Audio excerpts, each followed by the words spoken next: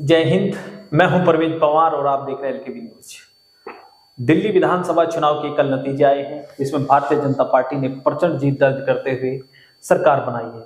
आपको बता दें कि पिछले 3 चुनाव से आम आदमी पार्टी दिल्ली की राजनीति में महत्वपूर्ण भूमिका निभा रही थी और बड़े अंतर से दिल्ली में कई बार अरविंद केजरीवाल ने जीत दर्ज करके सरकार बनाई। लेकिन इस बार भारतीय जनता पार्टी ने उलटफेर करते हुए 27 साल बाद दिल्ली में सरकार बनाई।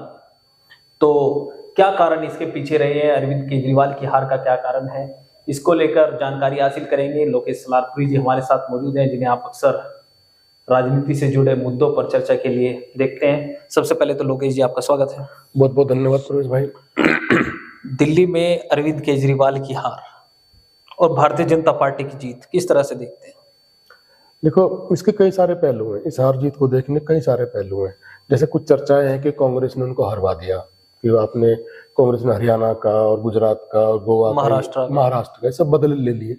लेकिन ऐसा फैक्ट मैं नहीं मानता। हालांकि दिखता है, कहने को आप कह सकते हैं कि लगभग जो मेजर उनके लोग हारे, जितने वोट आ रहे लगभग इतने वोट से ज्यादा कुछ कांग्रेस लेके गई है। लेकिन फैक्ट और भी बहुत सारे हैं। पहली बात, 10-11 साल की एंटी इनकम्बेंसी। नहीं, अगर कांग्रेस तो जो 2020 का विधानसभा चुनाव था, कांग्रेस तो उस चुनाव में भी लड़ी थी, उस चुनाव में भी कांग्रेस को इतने ही वोट मिले थे, कांग्रेस वहां खाता भी नहीं खुला था। कांग्रेस वहां खत्म है। अगर कांग्रेस कुछ मजबूत होती तो केजरीवाल को परवेश वर्मा ना हराते, फिर शीला दीक्षित के बेटे जो खड़े थे वो हराते नई दिल्ली सीट से। कांग्रेस वहां खत्म है। लंबे प्रदेश अध्यक्ष तीसरे नंबर पर रहेंगे। कांग्रेस तो खत्म है। लेकिन ये है कि चूंकि मीडिया है, कांग्रेस का अपने मीडिया भी है, ऐसा नहीं है, इकोसिस्टम उनका भी, वो लगातार इसी बात को तो एम्फसाइज करेंगे ताकि कल को जो हमारा इंडिया गठबंधन है उसमें थोड़ी सी बार्गेनिंग कैपेसिटी बढ़ जाए, और बढ़ेगी भी, इसमें कोई शक नहीं है। लेकिन कांग्रेस का इतना बड़ा फैक्टर मैं नहीं मानता। जो मेरी अपनी पर्सनल राय है उसमें कुल मिलाकर अरविंद केजरीवाल की अपनी गलतियां बहुत सारी हैं। देखिए, हमारा 18% मुस्लिम वोट है जी, और मुस्लिम की किसी भी चीज में अरविंद केजरीवाल खड़े दिखाई नहीं दिए। दलित का वोट भी है जी। राजकुमार, वो गौतम साहब थे मंत्री उनके, जी जी, उनको हटाया था इन्होंने। तो कभी किसी उसको लेकर दलितों में बड़ा आक्रोश भी था, क्योंकि मैं वहां गया तो उन्होंने बताया कि इन्होंने, ये दलितों के हितैषी नहीं है, ये अम्बेडकरवादी लोग नहीं, अम्बेडकर विरोधी लोग हैं। बिल्कुल विरोधी लोग हैं। मैं खुद इस पार्टी का संस्थापक सदस्य रहा हूँ, शुरुआत से पार्टी जुड़ा हुआ था, अन्ना हजारे वाले मूवमेंट के साथ साथ जुड़ा हुआ था। सबसे पहले सहारनपुर जिला अध्यक्ष में ही था जी, जब पार्टी का गठन हुआ था मिशन बुनियाद के तौर पे। लेकिन 2018 में पार्टी को मैं अलविदा टाटा बाय बाय मैंने कर दिया था। बहुत सारी चीज मैंने देखी थी संगठन में। ये कहीं भी सामाजिक जो वो राहुल गांधी लेके चले हैं वो मैटर कहीं नहीं है। अगर एक तरीके से अगड़े समाज की पार्टी है। राहुल गांधी क्या लेकर चले? राहुल गांधी जो आज लेके चले ना कि पूरे जो देश के जो दलित हैं, पिछड़े हैं, ओबीसी हैं, इन सब का होना चाहिए, सत्ता में इनकी भागीदारी होनी चाहिए। उत्तर प्रदेश में जैसे अखिलेश उत्तर प्रदेश में अखिलेश पीढ़ी लेके चलते हैं, तो इस टाइप का राहुल गांधी का एक विचार है। और मैं उनको बड़ा ईमानदार नेता इसलिए मानता हूं, उन्होंने अपनी गलती खुले दिल से स्वीकार भी किया जी। पूरी दिशा में आगे बढ़े भी हैं। जातिगत जनगणना जैसे मुद्दे हैं, आम आदमी पार्टी में ये सब चीजों के लिए कोई जगह नहीं थी। जो गौतम साहब थे, क्योंकि शिक्षा को लेकर बड़ा हवा मचता है आम आदमी पार्टी का, शिक्षा को लेकर बड़ा काम किया, ठीक है, इन्होंने इंटर तक किया। पहले से स्कूल थे दिल्ली का, इतने बुरी हालत में भी नहीं थे, ऐसा नहीं कि नहीं बुरी हालत में थे, नहीं थे। इन्होंने क्या किया, चूंकि वहां नए स्कूल तो बनवा नहीं सकते थे, क्योंकि जमीन वहां सारी डीडीए के कब्जे में, डीडीए इनके अंडर में थी।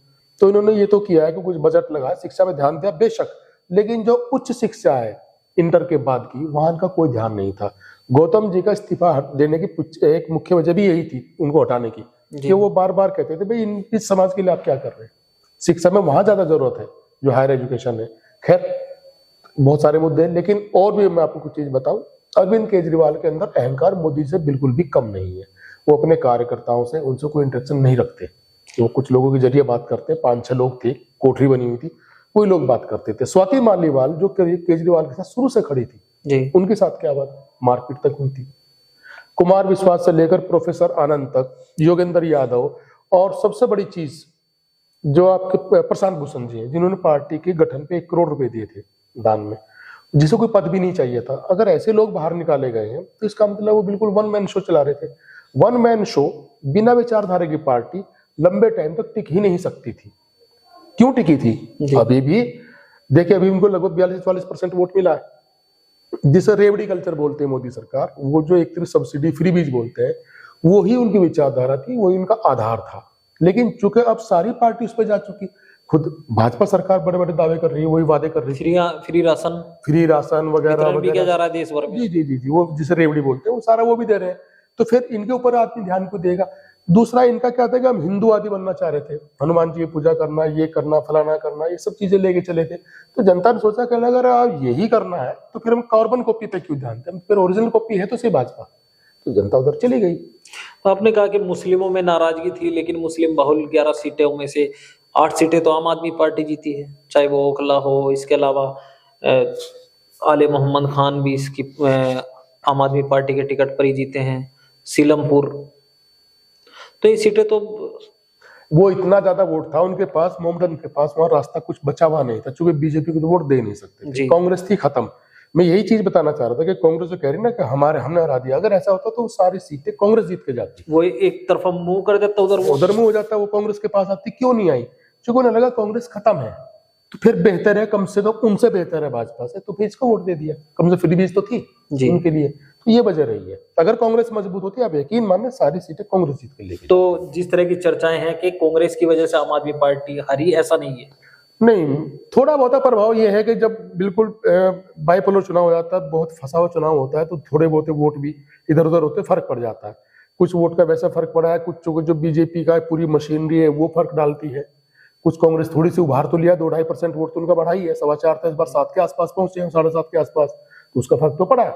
दिखने में यही लगता है कि कांग्रेस ने हरा दिया, लेकिन ये मैं इस बात को पूरी तरह सच्चा नहीं मानता।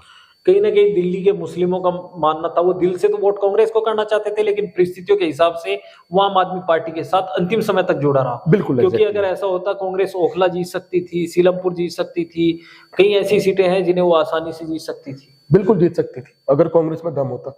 और कांग्रेस कहाँ मारी गई? कांग्रेस जो थी वो ऊहापोह की स्थिति में रही है कि गठबंधन हो ना हो। शुरुआत में कांग्रेस खड़ी हुई, उसके बाद फिर बीच में बैठ गई कि राहुल गांधी बीमार है, क्योंकि बात चली शायद कुछ बात बने, लेकिन इन्होंने जब राहुल गांधी को बेईमानों की लिस्ट में पोस्टर चिपकवा दिए उसके बाद फिर कांग्रेस ने थोड़ा दम दिखाया। लेकिन अगर ये दम 4-5 महीने पहले से दिखा देते तो सिनेरियो कुछ और होता। तो आपको लगता है कांग्रेस मुख्य भूमिका में आ सकती थी? फिर बिल्कुल आ सकती थी, ऐसा नहीं है। वोट बैंक सारा कांग्रेस का ही तो था, और अरविंद केजरीवाल से नाराजगी भी थी जनता के बीच में। लेकिन जब कांग्रेस की सतह पर दिख नहीं रही है तो फिर क्या होगा? कांग्रेस की अपनी बहुत सारी कमजोरियां हैं।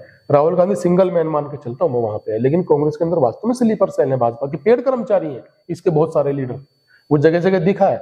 उदाहरण तौर पर आपको मैं बता देता हूं, अभी इनका कांग्रेस के नए कार्यालय का उद्घाटन हुआ है, वहां मीडिया तक नहीं बुलाई गई, और जो बुलवाई गई, जो थोड़ी बहुत मीडिया आई है, उसको किन पत्रकारों के सवाल लिए उन्होंने, जो पत्रकार पूरा दिन कांग्रेस की इस्तेसी करते हैं चैनल पे बैठ के।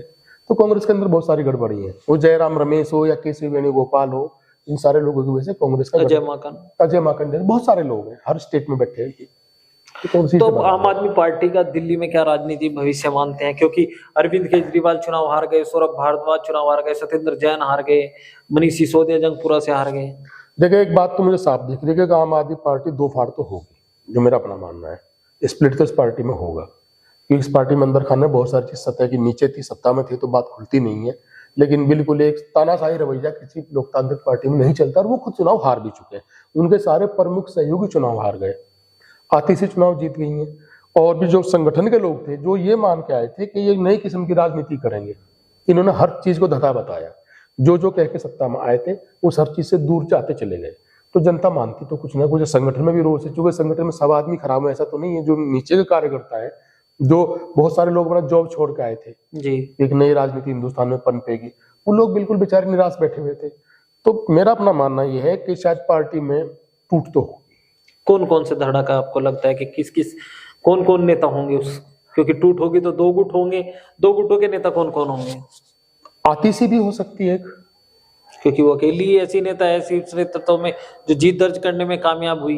गोपाल राय हैं उधर, आतिशी हैं, और भी बहुत सारे उनके टीम है उनकी सारी पूरी। तो लगता है शायद आम आदमी पार्टी में बिखराव तो आएगा, क्योंकि विचारधारा के साथ तो पार्टी है नहीं। क्योंकि विचारधारा की पार्टी क्या होता है कि वो चाहे कितना भी चुनाव हार जाए, लेकिन जो विचारधारा के लोग खड़े रहते हैं हमेशा, जो विचारधारा से जुड़े हुए लोग हैं। अब इनकी कोई विचारधारा नहीं है, इनकी सबसे बड़ी प्रॉब्लम ही यही है, और यही इनकी अब तक सबसे बड़ी ताकत भी थी कि इनकी कोई विचारधारा नहीं है। वो इनकी सबसे बड़ी समस्या बनने वाली है। मुझे नहीं लगता कि पार्टी बहुत दिन अभी, हालांकि जो इसके अंदर जो ताकत, जो गुण अरविंद के अंदर है, वो फोकस बहुत जबरदस्त है उस आदमी का, तो देखो क्या करता है। वैसे मुझे अभी तो स्थिति बहुत निराशाजनक ही नजर आती है। सोशल मीडिया पर अब अरविंद केजरीवाल जी का एक बयान वायरल हो रहा है कि इस जन्म में तो मोदी जी हमें हरा नहीं सकते। वो अहंकार की पराकाष्ठा थी, वो अहंकार की पराकाष्ठा थी, ये अपने वोटर्स को मोटिवेट करने की बात थी। बहरहाल मैं इनको मानता हूं, जो लोग कहते हैं ना छोटा रिचार्ज बी टीम, किसी हद तक इन्होंने प्रूव की है बात को। जो मोदी जी का अंदाज राजनीति करना वो इसका भी है, अरविंद केजरीवाल का भी। जनता मूर्ख तो भाई नहीं है। या लोकेश जी ऐसा भी हो सकता है क्योंकि कहीं तो बड़ी संख्या में वोटर होते हैं, मुस्लिम वोटर कई सीटों पर तो प्रभावी है, वो अपना है, कई निर्णायक होते हैं, तो कई निर्णायक वाली सीटों पर तो खेल नहीं हुआ, क्योंकि जिस तरह से वहाँ का जो मुस्लिम है वो कहीं ना कहीं आम आदमी पार्टी के प्रति नाराजगी थी कई मुद्दों को लेकर, चाहे वो कोरोना में मरकज को लेकर हो या इसके सीए एनआरसी के आंदोलन को लेकर हो, और भी कई मामले थे। तो ऐसा तो नहीं कि उन सीटों पर वोट देखो ये क्या कुछ और भी चीज ये है। उत्साह न हो। नहीं परवेज भाई, कुछ और चीजें भी हैं। हम लोग अभी दरअसल मुख्य धारा में आ नहीं पा रहे क्योंकि बहुत बड़ा इकोसिस्टम है भाजपा के पास मीडिया के जरिए। जी आप एक बात बताइए, राहुल गांधी एक बात कह रहे हैं, परसों उन्होंने पीसी की थी जी, उस पीसी में हालांकि मेरे लिए दो बात चौंकाने वाली थी कि उनके साथ में कौन बैठे थे। जो राहुल गांधी नेता प्रतिपक्ष है, अपनी पार्टी के 100 सांसद वाली पार्टी के बड़े लीडर है, उनके साथ में उधर उद्धव नहीं थे जी, उधर शरद पवार नहीं थे, उनकी बेटी थी और राउत थे, उद्धव ठाकरे, संजय राउत राज्य संजय राउत। हाँ, संजय राउत ने एक बात कही, बड़ी मार्के की बात, मुझे चौंकाने वाली बात थी। उन्होंने कहा कि ये लगभग 40-39 लाख वोटर है। यही वोटर आपके मध्य प्रदेश में थे, यही वोटर आपके राजस्थान में थे, यही वोटर आपके हरियाणा में थे, यही वोटर महाराष्ट्र में थे, और यही वोटर अब इनमें से कुछ हिस्सा दिल्ली में था, यही वोटर अब बिहार जाएंगे, फिर यही वोटर यूपी में फिर जाएंगे लौट करके। इस बात को बल कहाँ मिलता है? दो बातों से बल मिलता है। पहला कि लगातार कांग्रेस मांग रही है कि वहां के महाराष्ट्र के टोटल वोटर की लिस्ट दे दीजिए, चुनाव आयोग देने को तैयार नहीं है। उनका कहना यह है कि 5 महीने में 70 लाख वोट कैसे बढ़ सकते हैं, 40 लाख वोट कैसे बढ़ सकते हैं, संभव नहीं है जी। तो कहीं ना कहीं मुझे लगता है कि ये खेल तो चुनाव आयोग कर ही रहा है। लोग ईवीएम में उलझे रहे, उधर खेल हुआ है। अभी आप नई दिल्ली चुनाव क्षेत्र पर आ जाइए, लगभग कुछ 26-27 हजार वोट कम हुए हैं जी उस सीट पे। कैसे भाई, कैसे संभव है? कुछ हजार वोट बढ़े भी हैं, 8-10 हजार वोट। ये भी इन्होंने प्रूव किया है कि एक ही बिल्डिंग से लगभग 150-125 वोट के करीब बढ़ रहे हैं। महाराष्ट्र में ये खेल हो रहा है, तो कुछ तो है। अगर ये लिस्ट देता है चुनाव आयोग, तो फिर कांग्रेस की इनकी क्या प्लानिंग है कि स्टेट वाइज उन आईडीज को लेकर के फोटो के साथ मांग रहे हैं लिस्ट, वो आईडी के साथ जी, कि इनको अलग अलग स्टेट में जाकर मैच कराया जाए, और वो मैच होगा। मेरा पर्सनल मानना है कि मैच होगा। संगठनात्मक पार्टी के लिए बड़ा आसान है, अपने बूथ अध्यक्ष और ब्लॉक अध्यक्ष इनकी जिम्मेदारी लगा के सत्यापन हो वो सकता है। कंपाइल तौर पर चुनाव आयोग से मांग रहे हैं। उन्हें पता है क्या हुआ है, चुनाव आयोग से मांग रहे हैं कि वो अधिकृत चीज होगी, चुनाव आयोग ने दिया। अभी अपनी तरफ से मानेंगे चुनाव आयोग डिनाई कर जाएगा, जैसा हर बार करता है, इनकार कर देगा। लेकिन अगर वो ऑफिशियली देगा और फिर मैचिंग मिलती है तो फिर चुनाव आयोग फंसेगा। तो लंबी प्लानिंग लेके भी चल रहे हैं, इन्हें कोई सत्ता माने गड़बड़ाहट तो है नहीं फिलहाल कांग्रेस को, वो तो लंबी रणनीति। उत्तर प्रदेश और बिहार में वैसे भी 27 तक तो उनके लिए कोई संभावना नहीं है। दूसरी एक और मार्के की चीज जो मुझे लगती है दिखती है कि कांग्रेस भी और भाजपा भी एक चीज पर एक मत है कि जो क्षेत्रीय दल है उनको साफ किया जाए। अभी कुछ ऐसी ही कवायद बिहार में भी चल रही है कि नीतीश कुमार को एक तरफ करो, फिर हम लोग रहेंगे, आपस में लड़े हारे कुछ भी हो। और दिल्ली में भी ये चीज थी। दिल्ली में कांग्रेस का मानना ये था कि हमारा जो वोट बैंक है सारा आम आदमी पार्टी ले गई, भाजपा विचारधारा की पार्टी हमारी दूसरी विचारधारा, हम आपस में लड़ेंगे, जीतेंगे, हारेंगे, कुछ भी होगा। लेकिन ये बीच में एक ऐसी चीज फंस गई, अरविंद केजरीवाल कहते हैं, आम आदमी पार्टी कहते हैं, कि इनसे इनकी सारी प्लानिंग ध्वस्त हो रही थी। ये बीजेपी के लिए भी सरदर्द थे, ये कांग्रेस के लिए भी सरदर्द थे, तो ये भी एक वजह रही है। तो दिल्ली में अरविंद केजरीवाल अपने अहंकार की वजह से आ रहे हैं, आपकी माने? अहंकार भी, हाँ बिल्कुल, नहीं तो कुछ जरूरी नहीं था। वो आरआरबी भी इतने मजबूत तो वो थे भाई, 23 सीट तो लेके गए हैं, वोट पर 22 सीट ले गए, वोट परसेंट भी 40-42 के आसपास 2% का अंतर है, 2% का अंतर है। 40-42% वोट उनके पास आज भी है। ये छोटी चीज नहीं है। इसका मतलब वो जो उनका मॉडल था फ्रीबीज का, रेवड़ी का, उस मॉडल में जान है, या वो मॉडल हिंदुस्तान की मजबूरी हो चुका है। नहीं बदल पाया, ये बदल नहीं पाए उसको, क्योंकि दूसरी तरफ जो विरोधी थे वो एक बहुत बड़ा संगठन है, ये भी फर्क रहा। कुछ इनकी अपनी नेगेटिविटी थी, कुछ इनके फैसले ऐसे ही थे जी, वो दिक्कत देगा। संगठन में भी रोज था, तो कुछ सिनेरियो ये बना कि आम आदमी पार्टी बैकवर्ड पे चली। तो दिल्ली विधानसभा चुनाव के नतीजों को लेकर लोकेश लारपुर जी की राय आपने सुनी। आगे भी तमाम अपडेट के लिए बने रहिए एलकेबी न्यूज के साथ। जय